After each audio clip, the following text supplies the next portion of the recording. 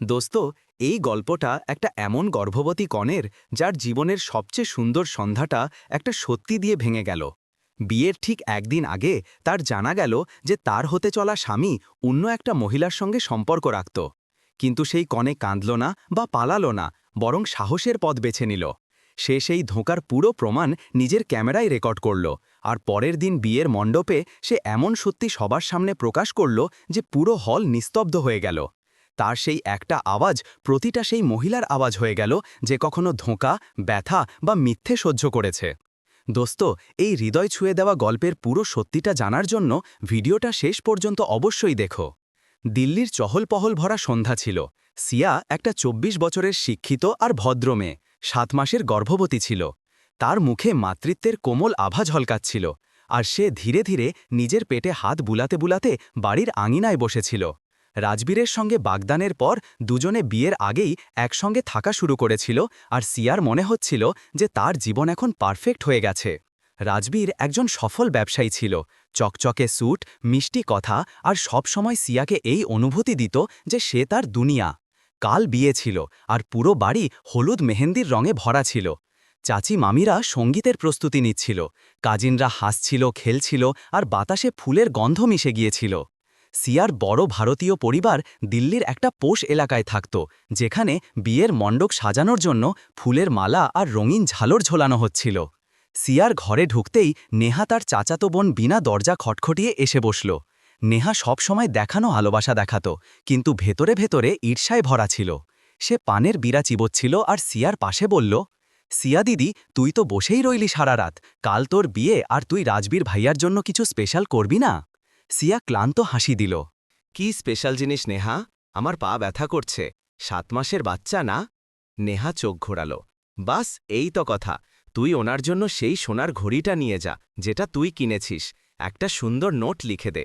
ওরা আজ রাতে তাজপাম হোটেলে আছে। সারপ্রাইজ দিয়ে দে, ভালোবাসার জন্য। সিয়া ভাবল, নেহা ঠিকই বলছে। রাজবীরকে সারপ্রাইজ দেওয়া ভালো হবে। সে উঠল, ছোট্ট গিফট ব্যাগ নিল আর বলল, ঠিক আছে, যাব, কিন্তু বেশি দেওয়ালো থাকব না।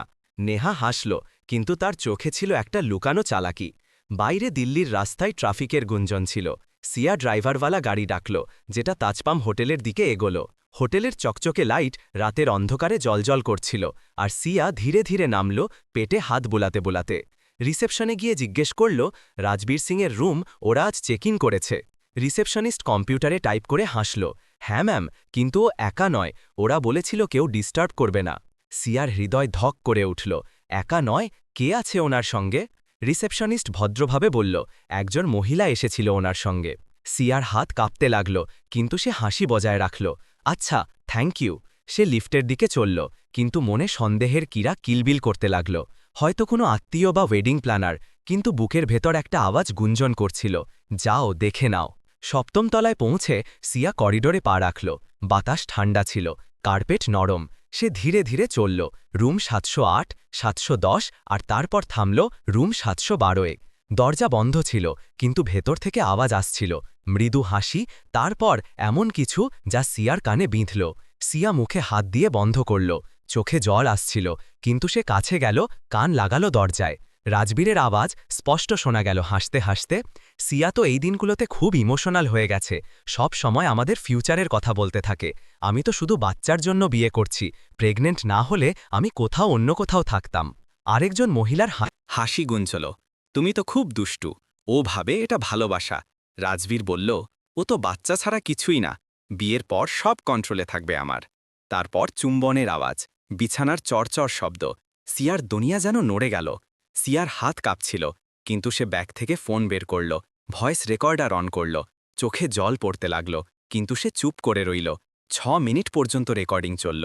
রাজবীরের নির্মমতা, হাসি, আর সেই ধোঁকা যা সিয়াকে ছুরির মতো বিঁধছিল। রেকর্ডিং বন্ধ করতেই সে পিছিয়ে গেল যেন কোনো ভূত। লিফটে নামতে নামতে তার হাত পেটে গেল, কিন্তু এবার খুশিতে নয়, বাঁচানোর জন্য। গাড়িতে বসে সে চুপ করে রইল। ড্রাইভার জিজ্ঞাসা করল, ম্যাম, সব ঠিক?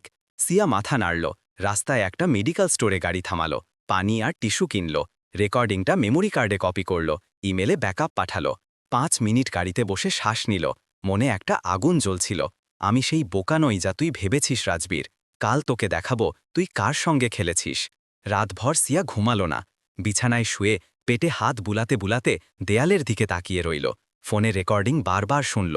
রাজবীরের বাচ্চা তার ভেতর ছিল, কিন্তু সে হোটেল রুমে অন্য কারোর সঙ্গে হাসছিল, তাকে অপমান করছিল। ব্যথা গভীর ছিল, কিন্তু সিয়া কাঁদল না। সে বাচ্চাকে ফিসফিস করে বলল, আমি তোকে বাঁচাবো, কেউ তোকে অস্ত্র বানতে দেবে না। সকাল হতেই বাড়িতে হইচই শুরু হলো। মহিলারা আলু ভেন্ডি কাটছিল, ডেকোরেটররা রিবন বাঁধছিল। সিয়া ছায়ার মতো ঘুরছিল। গেস্ট রুমে গিয়ে ফোন তুলল আর ডায়াল করল। দেবেশ আঙ্কেল, আমার আপনার সাহায্য লাগবে, প্লিজ রাজবীরের ব্যবসা থেকে আপনার ইনভেস্টমেন্ট তুলে নিন।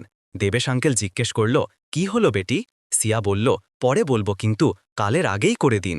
আঙ্কেল বলল, ঠিক আছে, আমি সামলে নেব, তুই নিরাপদ থাকিস। তারপর সিয়া লয়ারকে ফোন করল, লাইসেন্স ক্যান্সেল করে দিন, কাল কোনো বৈধ বিয়ে হবে না। লয়ার চমকে উঠল, কি, রাজবীর কিছু করেছে? সিয়া স্পষ্ট বলল, হ্যাঁ, আর আমি কখনোই এই বিয়ে করব না। কল শেষ হতেই সিয়া শ্বাস নিল। আংটি এখনও আঙুলে ওঠেনি, আর কখনো উঠবেও না। সকাল ৮টায় নেহা ঘরে এলো 2টো প্লেট নিয়ে, পরোটা আর দই। দিদি, ডিনার খাসনি তুই, এটা নে। সিয়া দেখল নেহার হাসি বেশি, চোখ পালাচ্ছিল। Thank you Neha. নেহা বসল। তুই ক্লান্ত লাগছিস? সিয়া বলল, ঘুম হয়নি। নেহা হাসল, নার্ভাসনেস, কাল বড় দিন। রাজবীর ভাইয়া তো দারুণ, হ্যান্ডসাম, ধনী, লয়াল। সিয়া ধীরে বলল, লয়াল? নেহা ফ্রিজ হয়ে গেল, তারপর হাসল, হ্যাঁ, ও তো তোকে ভালোবাসে না। সিয়া উঠল, আমার রেস্ট লাগবে। নেহা চলে গেল, কিন্তু সিয়া দরজা লক করল। আয়নায় নিজেকে দেখল আর ফিসফিস করল, কাল তোকে দেখাবো তুই কার সঙ্গে খেলেছিস। দুপুরের সময় ছিল, আর দিল্লির বাড়ি বিয়ের প্রস্তুতিতে গুঞ্জরিত ছিল। সিয়া ঘরে একা বসেছিল, ফোনে রেকর্ডিং আবার শুনছিল। রাজবীরের হাসি তার কানে গুঞ্জরিত ছিল, যেন কাঁটা বিঁধছে। কিন্তু এখন ব্যথায় একটা আগুন জ্বলছিল, প্রতিশোধের নয়, নিজেকে বাঁচানোর। বাইরে আঙিনায় মহিলারা সঙ্গীত গাইছিল, চুড়ির ঝমঝম শোনা যাচ্ছিল, কিন্তু সিয়ার মন অন্য কোথাও ছিল। নেহার ভূমিকা তাকে খোঁচাচ্ছিল। সারপ্রাইজের আইডিয়া কে দিয়েছিল? নেহা কি জানত? সিয়া স্থির করল, আজ রাজবীরের সঙ্গে কথা বলবে, কিন্তু সোজা নয়, তার চোখে চোখ রেখে। ঠিক তখনই রাজবীরের ফোন এলো। সিয়া দুবার রিং যেতে দিল, আর পর তুলল। হ্যালো বেবি, কেমন আছিস? আমি তো রাতভর ঘুমোইনি, আঙ্কেলের বিয়ের কথা ভেবে ভেবে। সিয়া গভীর শ্বাস নিল, আওয়াজ স্থির রাখল, আমি ঠিক আছি, তোকে মিস করছি। রাজবীর হাসল, আরে, কাল তো আমরা চিরকালের জন্য এক হয়ে যাব। ফটোগ্রাফারের সঙ্গে কথা বলেছি, ড্রোন থেকে হেলিকপ্টার শট নেবে, আর সঙ্গীতের পর আমাদের প্রথম ডান্স পারফেক্ট। সিয়া বলল, হ্যাঁ পারফেক্ট, কিন্তু মনে ভাবছিল, তুই কত পারফেক্ট মিথ্যে বলিস। কল কেটে যেতেই সিয়া দেয়ালের দিকে তাকালো। নেহা বলেছিল, রাজবীর লয়াল, লয়াল। সিয়া হাসল, কাল মণ্ডপে সত্যি সবার সামনে আসবে। সন্ধ্যা নামতেই বাড়িতে আরও হইচই বাঁধল। সিয়ার বাবা ঘরে এলেন হাতে ছোট পূজার থালা নিয়ে। বেটি, চল আশীর্বাদ নে, কাল নতুন জীবনের শুরু। সিয়া উঠল, তার হাত ধরল। বাবা চোখ বন্ধ করে মন্ত্র ফিসফিস করলেন, ভগবান, এই জুটিকে সুখ, শান্তি আর বিশ্বস্ততা দান করো। সিয়া চুপ করে রইল, তার হাত কাঁপছিল। বাবা বললেন, আমিন। কিন্তু সিয়ার মন অন্য কিছু বলছিল, সত্যের জ্যোতি জ্বালাও ভগবান। বাবা চলে গেলেন। সিয়া আয়নায় নিজেকে দেখল, লাল শাড়ি কাল পরবে, কিন্তু এখন সেই শাড়ি শক্তির প্রতীক হয়ে যাবে। বাইরে চাচি ডাকল, সিয়া আয়, সঙ্গীত হচ্ছে।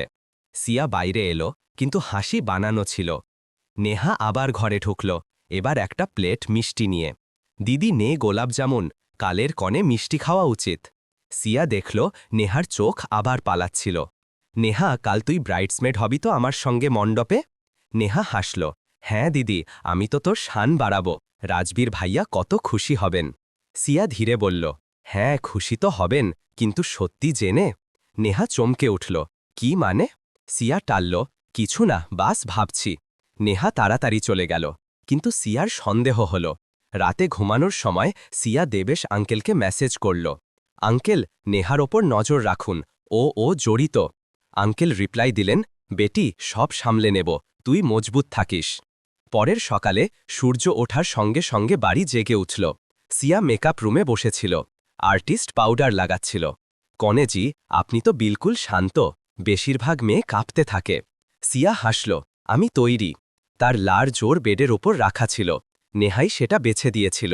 ফোনে লয়ারের মেসেজ এলো, লাইসেন্স ক্যান্সেল হয়ে গেছে, কাল কোনো বৈধ বিয়ে নেই। সিয়ার চোখে চমক এলো। নিচে রাজবীর এসে গেছে, ওয়াইন কালারের স্যুট পরে, মেহমানদের সঙ্গে মিশছে, হাসছে। নেহা তার পাশে সোনালি ব্রাইডসমেড ড্রেসে ফটো তুলছে। সিয়া জানলা থেকে দেখল, দুজনের চোখাচোখি হল। নেহা হাসল। সিয়া মনে মনে বলল, কাল তোর মুখ দেখার মতো হবে। বাড়ি থেকে বাইরে গাড়িগুলো তৈরি ছিল। সিয়া ব্রাইডাল কারে বসল, বাবা পাশে। তৈরি বেটি? বাবা জিজ্ঞেস করলেন। সিয়া মাথা নাড়ল, হ্যাঁ বাবা, পুরোপুরি।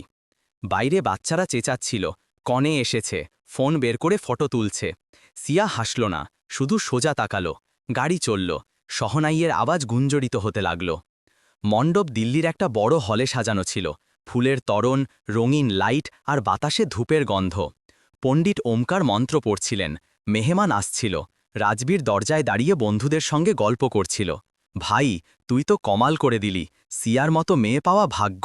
রাজবীর হাসল, হ্যাঁ ভাগ্যই। নেহা পাশে দাঁড়িয়ে রাজবীরের দিকে তাকিয়ে হাসছিল, কিন্তু ভেতরে ঈর্ষা আর গর্ব মিশেছিল। সিয়ার গাড়ি মণ্ডপের কম্পাউন্ডে পৌঁছল, দরজা খুলল, সে নামল। লাল জোর চকচক করছিল, পেটে মাতৃত্বের কোমলতা। মেহমানরা দাঁড়িয়ে গেল। ওয়াও, কি লাগছে! সিয়া ধীরে ধীরে চলল, প্রতিটা পা ভেবে চিনতে। রাজবীর দেখল, হাসল, তুমি অসাধারণ লাগছ। সিয়া চুপ করে রইল। মণ্ডপে পৌঁছে বাবা হাত ছাড়লেন। পণ্ডিত ওমকার বললেন, শুভ মুহূর্ত, বরকনে ফেরা শুরু করুন। সিয়া রাজবীরের দিকে তাকাল, তার চোখে মিথ্যে ছিল। বুকেটে লুকানো ব্লুটুথ ডিভাইস তৈরি। সিয়ার হৃদয় ধরফর করছিল, কিন্তু মুখ শান্ত। মেহমানদের তালি বাজছিল, কিন্তু সিয়া জানত এই তালি এখন সত্যির হবে। মণ্ডপের বাতাসে ফুলের মিষ্টতা খোলা ছিল। দিল্লির এই ভব্য হলে শহনাইয়ের সুর গুঞ্জরিত ছিল, আর লাইট ফুলের মালায় জড়ানো চকচক করছিল। মেহমান কুর্সিতে বসে, মুখে উৎসাহের লালিমা। পণ্ডিত ওমকার মন্ত্রোচ্চারণ করছিলেন। আগুনের শিখা নাচছিল। সিয়া মণ্ডপের মাঝে দাঁড়িয়েছিল। লাল জোরে চকচক করছে, কিন্তু তার মুখে হাসি নয়, শুধু দৃঢ়তা। রাজবীর তার পাশে সাদা শেরওয়ানিতে রাজকীয় লাগছিল, কিন্তু ভেতরে ভেতরে অস্থির। নেহা ব্রাইডসমেড হিসেবে পাশে সোনালি শাড়িতে হাসছিল, কিন্তু সিয়ার চোখ তাকে বিঁধছিল। বুকেটে লুকানো ব্লুটুথ ডিভাইস সিয়ার হাতে ছিল যেন কোনো অস্ত্র। পণ্ডিত ওমকার মাইক তুললেন, আওয়াজ গুঞ্জল, আজকের দিন ভালোবাসা আর একতার। বর কনে সপ্তকন্দির জন্য তৈরি। মেহমানরা তালি বাজাল। রাজবীর সিয়ার থেকে তাকাল, হাসল, তোমার চোখ কিছু বলছে। সিয়া চুপ করে রইল, শুধু বুকেট আঁকড়ে ধরল। পণ্ডিত চালিয়ে গেলেন, প্রথম ফেরা ধর্মের জন্য। আগুনের চারপাশে ঘুরতে লাগল, কিন্তু সিয়ার মন অন্য কোথাও ছিল। নেহার সঙ্গে চোখাচোখি হল, আর সিয়ার মনে হল ও জানে। রাজবীর ফিসফিস করল, সিয়া, সব ঠিক না? তোমার মুখ? সিয়া ধীরে বলল, সব পারফেক্ট রাজবীর, শুধু সত্যির অপেক্ষা। রাজবীর চমকে উঠল, কিন্তু পণ্ডিত মন্ত্র পড়ে মাঝে চলে এলেন। সপ্তপদীর মাঝে পণ্ডিত রাজবীরের দিকে তাকালেন। বর এখন আপনার বচন, কনেকে কি প্রতিশ্রুতি দেন? রাজবীর মাইক নিল, আওয়াজে আত্মবিশ্বাস। সিয়া, প্রথম দেখা থেকেই তুমি আমার জীবন। তোমার এই বাচ্চা আমাদের ভবিষ্যৎ। আমি প্রতিশ্রুতি দিচ্ছি, তোমাকে ভালোবাসব, রক্ষা করব, আর সব সময় পাশে থাকব। মেহমানরা তালি বাজাল, কিছু চোখে জল এলো। নেহা হাসল, কিন্তু সিয়ার হাত কাঁপছিল। পণ্ডিত সিয়ার দিকে ঘুরলেন, এখন কনের বচন। সিয়া মাইক নিল, কিন্তু বলার বদলে বুকেটে হাত ঢোকাল, একটা বোতাম টিপল। স্পিকার থেকে ক্র্যাকলের শব্দ, তারপর রাজবীরেরই আওয়াজ গুঞ্জল, সিয়া তো ইমোশনাল হয়ে গেছে, আমি শুধু বাচ্চার জন্য বিয়ে করছি, প্রেগনেন্ট না হলে অন্য কোথাও থাকতাম। মণ্ডপে সন্নাটা নেমে এলো, শহনাই থেমে গেল, ফুলের পাপড়ি বাতাসে ঝুলে রইল। রাজবীরের আওয়াজ চলতে থাকল, ও বাচ্চা ছাড়া কিছুই না, বিয়ের পর সব কন্ট্রোলে থাকবে। তারপর একটা মহিলার হাসি, নেহার, চুম্বনের শব্দ, বিছানার চরচর। মেহমানরা চমকে উঠল, ফোন বের করল। এটা কি? কেউ চেঁচালো, এক চাচি অজ্ঞান হয়ে গেলেন। রাজবীরের মুখ সাদা হয়ে গেল, সে মাইক ছিনিয়ে নিতে এগোল, কিন্তু পণ্ডিত ওমকার আটকালেন। রুকো! সিয়া আওয়াজ বাড়াল, এটা থামতে দেবেন না। এটা কাল রাতে তাজপাম হোটেল রুম 712 হয়েছে, আমার হতে চলা স্বামী আর আমার চাচাতো বোনের সঙ্গে। নেহা পিছিয়ে গেল, মুখ লুকাতে লাগল। লোকের প্রতিক্রিয়া ঝড়ের মতো উঠল। চাচি মামিরা কাঁদতে লাগল। এটা কি করে সম্ভব? রাজবীরের মা দৌড়ে এলেন। ব্যাটা মিথ্যে না। রাজবীর কাঁপছিল। সিয়া, এটা ভুল বোঝাবুঝি। সিয়া তীক্ষ্ণ স্বরে বলল, ভুল বোঝাবুঝি? তুমি আমাকে বোকা বানিয়েছ, বাচ্চাকে অস্ত্র। আর নেহা, তুই আমার বোন ছিলি। নেহা কাঁদতে লাগল। দিদি, আমি। কিন্তু ভিড় তাকে ঘিরে ফেলল। এক আন্টি চেঁচালো, শরম করো, খুন যে খুনকে ধোকা দিল। পণ্ডিত ওমকার মাথা নিচু করে বসে রইলেন। এই পবিত্র মণ্ডপ ধোকার মাঠ হয়ে গেল। সিয়া আংটি খুলে মাটিতে ছুঁড়ে ফেলল। আমি আজ এখানে বিয়ে করতে নয়, সত্যি দেখাতে এসেছি। মেহমানদের চোখে জল, রাগ, লজ্জা সব সিনেমার দৃশ্যের মতো। সিয়া পেটে হাত বুলিয়ে বাচ্চাকে ফিসফিস করল, আমরা একা কিন্তু মজবুত। তারপর পণ্ডিতের দিকে ঘুরল। এই বিয়ে হতে পারে না। পণ্ডিত মাথা নাড়লেন, তোমার অধিকার বেটি। সিয়া মণ্ডপ থেকে পা বাড়াল। লাল জোর লহরাচ্ছিল। মেহমানরা অবাক হয়ে দাঁড়িয়ে গেল। রাজবীর চেঁচালো, সিয়া রুকো, আমরা কথা বলবো। কিন্তু সিয়া পিছনে ফিরল না। নেহাকে ভিড় ধরে ফেলল, পালাতে দেব না। সিয়া শান্তভাবে চলল, বুকেট হাতে, মুখ উঁচু। বাইরে রোদ লাগল, কিন্তু সিয়া হাসল, প্রথমবার আজ। বাচ্চা লাথি মারল, যেন তালি বাজাচ্ছে। গাড়িতে বসতে বসতে বাবা বললেন, বেটি, তুই ঠিক করেছিস। সিয়া বলল, বাবা, এটা স্বাধীনতার শুরু। মণ্ডপে তুমুল হইচই পড়ে গেল। রাজবীর হাঁটু গেড়ে বসে পড়ল। মা কাঁদছিলেন, তুই পরিবারকে শেষ করে দিলি। দেবেশ আঙ্কেল রাজবীরকে একটা ধমক দৃষ্টি দিলেন, তোর ব্যবসা শেষ, আমার ইনভেস্টমেন্ট উঠে গেছে। নেহাকে বাইরে টেনে নিয়ে যাওয়া হলো। পরিবারের লোকেরা গালাগালি দিচ্ছিল। সিয়ার গাড়ি দূরে চলে গেল, কিন্তু পেছনে তালি গুঁজতে লাগল কিছু মহিলাদের। একজন চেঁচালো, সাবাস বেটি, তুই সবাইকে শিখিয়ে দিলি। সিয়া চোখ বন্ধ করল, মনে শান্তি। ধোকা ভেঙেছে, কিন্তু সিয়ার আত্মসম্মান জলজল করছে। সন্ধ্যা নেমে গেছে। মণ্ডপের লাইট এখনও জ্বলছে, কিন্তু ভেতরে খুশির জায়গায় নিস্তব্ধতা ছড়িয়ে আছে। সিয়া নিজের বাড়ি ফিরে এসেছে।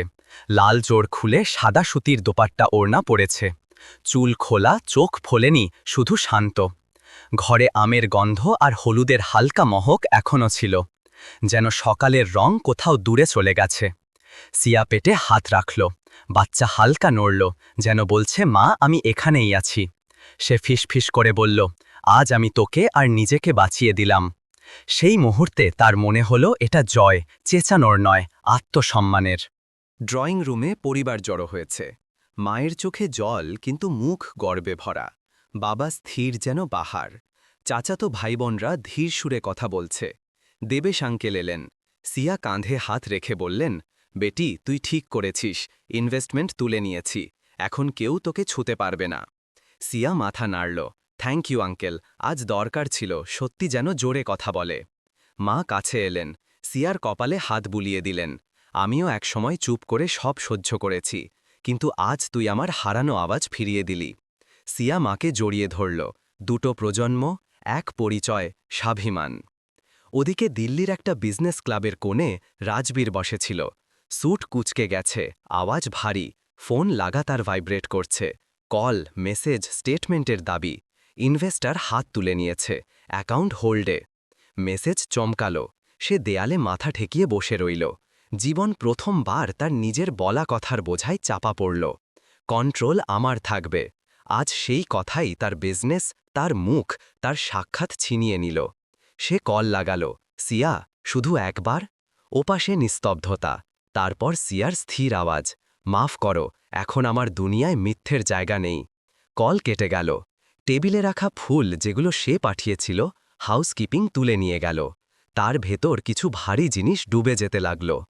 নেহা নিজের ঘরে গুটিসুটি বসেছিল। পর্দার পেছন থেকে পাড়ার ফিস শুনতে পাচ্ছিল। নিজেদেরই ডাসল, খুনের সম্পর্কও বেঁচে দিল। বাবা কঠিন আওয়াজে বললেন, কোনো পারিবারিক অনুষ্ঠানে পা রাখবি না, যা করেছিস তার দাগ এমনি ধোবে না। নেহা কেঁদে ফেলল, আমি ভুল করেছি। ঈর্ষায় মা চুপচাপ মুখ ফিরিয়ে নিলেন। কিছু ধোকা এত নিঃশব্দে হয় যে চেঁচামেচিও তার সামনে হালকা লাগে। নেহা মোবাইল তুলে সিয়াকে মেসেজ টাইপ করল, মাফ করে দে দিদি, তারপর ডিলিট করে দিল। ও জানত এই মাফি তার নয়, সিয়ার শান্তি কেড়ে নেবে। সকালের আলো জানলায় রাখা তুলসীতে পড়ছিল। সিয়া আমিনায় বসেছিল, গরম চায়ের কাপ পাশে, ডায়েরি। সে প্রথমবার নিজের জন্য লিখল, আমি কনে ছিলাম কিন্তু গোলাম ছিলাম না। আমি হ্যাঁ বলার শক্তি জমিয়েছিলাম, আজ না বলার সাহস বেছে নিলাম। ফোনে নোটিফিকেশনের বন্যা, অচেনা মহিলাদের মেসেজ। আপনি সাহস দিয়েছেন, আমিও বাড়ি ছেড়ে দিয়েছি। আপনার জন্য আমার ভয় ভেঙেছে। সিয়া পড়ল, চোখ ভিজল না, শুধু হাসি এলো, শান্ত আর গভীর। সে নতুন পাতা খুলল, দ্য ব্রাইড হু ওয়াকড, আর লিখল, যদি কখনো মনে হয় তোমার সম্মান দর কষাকষিতে লাগছে, তাহলে জেনো তুমি একা নও, আমরা আছি। এই শব্দগুলো তার ভেতরের ক্ষতে মলম হয়ে নামল। দুপুরে ডাক্তারের ক্লিনিকে চেক আপ ছিল। সোনোগ্রাফার হাসল, হৃৎস্পন্দন পুরোপুরি মজবুত। সিয়া স্ক্রিনে আঙুল ছুঁয়ে দিল। হ্যালো আশা। সে মনে মনে নাম ঠিক করে ফেলেছে। আশা, কারণ জীবন সেই যে প্রতিটা ভাঙা জিনিসের মধ্যে আলো খুঁজে নেয়। বাইরে এসে এক অচেনা মহিলা বলল, বেটি, তুই আমাদের সবার জন্য পা বাড়িয়েছিস। সিয়া মাথা নিচু করে থ্যাংক ইউ বলল। এই তালি তার কানের জন্য নয়, তার আত্মার শান্তির জন্য ছিল। সন্ধ্যায় বাড়িতে ছোট হবন রাখা হল। আলো কম, আলোক বেশি। পণ্ডিত ওমকার ছিলেন না, বেদমন্ত্র নয়, বাবার ধীর আওয়াজ। ঈমান, সাহস, করুণা। আগুনে সিয়া কার্ড, গোলাপের ফিতে, নকল হাসির ছবি ফেলে দিল। সব পুড়ে ছাই হল। মা তার হাতে সাদা শাড়ি দিলেন। এটা শোকের নয়, নতুন শুরুর। সিয়া ওড়াল, হালকা বাতাসের মতো যেন কোনো বোঝা থেকে মুক্ত হয়ে গেল।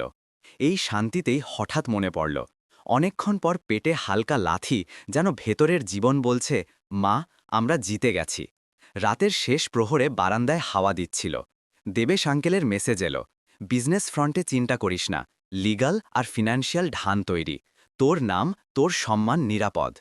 বাবা পাশে বসে বললেন, কখনো কখনো সঠিক সিদ্ধান্ত সবচেয়ে একা লাগে, কিন্তু সেই তোমাকে তোমার লোকের কাছে পৌঁছে দেয়।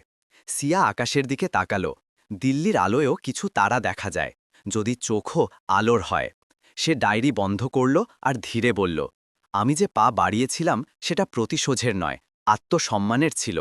কাল থেকে কাজ শুরু, আরও অনেক আওয়াজ অপেক্ষা করছে। ঘরে ফিরতে ফিরতে সে থামল, আয়নায় নিজেকে দেখল। এখন সে কনে নয়, এক মা, আর একটা গল্প যে আরও অনেক গল্পের জন্ম দেবে। দিল্লির ঠান্ডা সকাল ছিল। জানলা দিয়ে আসা রোদ ঘরে সাদা পর্দায় হালকা সোনালি রং ছড়াচ্ছিল।